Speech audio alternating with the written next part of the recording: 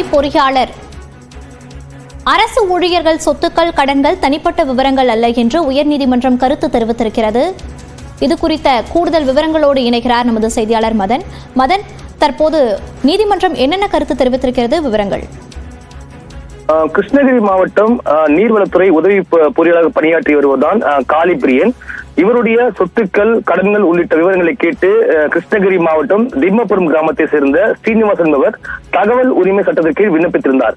ஆனால் இந்த தகவல்கள் அரசு ஊழிய தனிப்பட்ட விவரங்கள் எனும் அவை தகவல் உரிமை சட்டத்திற்கு விலக்களிக்கப்பட்டவை என கூறி அந்த தகவலை வழங்க மறுப்பு தெரிவிக்கப்பட்டது. இதை எதிர்த்து ஸ்ரீனிவாசன் சென்னை உயர்நீதிமன்றத்தில் வழக்கு தொடர்ந்தார். இந்த வழக்கு தான் நீதிபதி சி வி கார்த்திகேயன் முன்பு விசாரணைக்கு வந்தது. அப்போது மனுதாரர் தரப்பில் அதன் வழக்கறிஞர், அதாவது தகவல் உரிமை சட்டத்தின் 8வது பிரிவின் கீழ் சில தனிப்பட்ட தகவல்கள் வழங்க விலக்களிக்கப்பட்டுள்ளது என்றும் அரசு பணி சார்ந்த தகவல்களை வழங்கலாம் எனவும் அரசு ஊழியர்கள் பற்றிய தகவல்களை அறிந்து கொள்வது அடிப்படை உரிமை என்று வாதிட்டார். இந்த ஏற்றுக்கொண்ட நீதிபதி அரசு ஊழியருடைய அந்த பணியை பாதிக்க செய்யும் தகவல்கள் பாதுகாக்கப்பட்டவைதான் என்ற போதும் அரசு ஊழியருடைய சொத்துக்கள் மற்றும் கடன்கள் குறித்த விவரங்கள் வெளிப்பட வேண்டும் என்று தெரிவித்தார்.